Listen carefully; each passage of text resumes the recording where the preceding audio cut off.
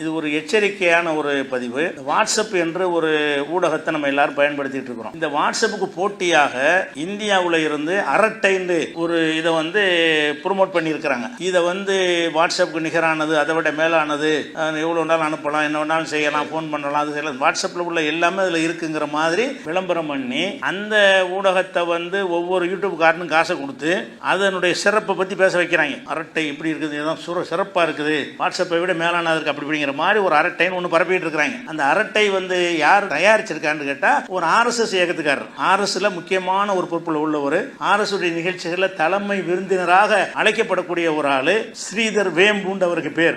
ஜோஹோண்டு ஒரு நிறுவனம். அந்த நிறுவனம் அவங்க அந்த அரட்டைங்கிறாங்க. அந்த அரட்டையில என்ன செய்யறாங்கன்னு கேட்டா வாட்ஸ்அப் மாதிரி உண்டாக்கி உங்க தகவல்களை வாட்ஸ்அப் சேமிச்சு வைக்காது. அவங்க டிக்ளேர் பண்ணியிருக்கிறாங்க. உங்களுடைய டீட்டெயில் இருக்குல்ல அதெல்லாம் பதிவு பண்ணி வைக்க மாட்டான், யாரும் கொடுக்க மாட்டான் அப்படின்ற அவன் உறுதிமொழி கொடுத்துருக்கான். இவங்க என்ன செய்யறாங்கன்னு கேட்டா நீங்க போடும்போது நீ பேரு விவரம்லாம் கொடுப்பீங்கல்ல, இன்ஸ்டால் பண்ணும்போது அதுல விவரம்லாம் போயிடும். இந்த டீட்டெயில்களை எல்லாம் நாங்க சர்வர்ல சேமிச்சு வச்சுக்கிறோம். அப்போ உங்க டீட்டெயிலை பூரா கலாண்டு வச்சுக்கிறோம். அப்போ தேர்தல் நேரத்தில் என்ன செய்வான்னு கேட்டா உங்களுக்கு அது சம்பந்தமான செய்திகள்லாம் வர ஆரம்பிக்கும். தேர்தல் பிரச்சாரம் செய்வதற்கு உதவுறதுக்காக தான் இந்த வேலையை ஆரம்பிச்சிருக்கிறாங்க. இதனுடைய பில்டப் கொடுத்து நிறைய சொல்றாங்க. அப்படி பில்டப்லாம் கிடையாது.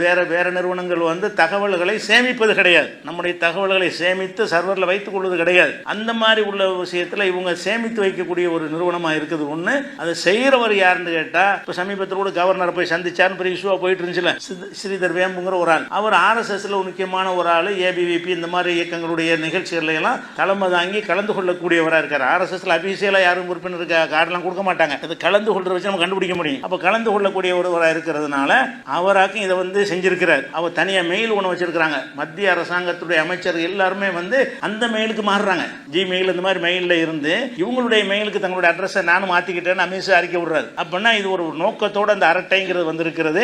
அது பாதுகாப்பானது, இந்தியாவுடையது.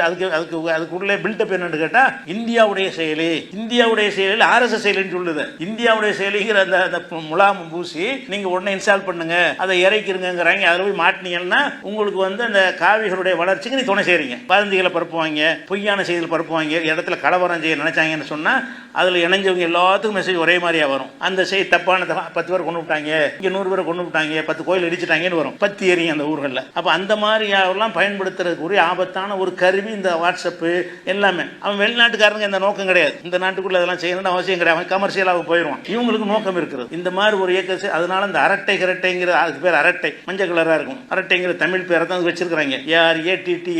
அந்த அரட்டைங்கிறத இறக்கிருங்க நிறைய உங்களுக்கு வரும். பெரிய காசை கொடுத்து இந்த அரட்டைங்கிறத ப்ரொமோட் பண்றாங்க. அதில் மாட்டிடக்கூடாது. இந்தியாவுடைய தயாரிப்பு இணைஞ்சோம்னு சொன்னா அது RSS வளர்ப்பதற்கு உதவும் என்பதில் கடுகளவு சந்தேகம் இல்லை. இது ஒரு எச்சரிக்கை பதிவாக சொல்லிக்கிறோம்.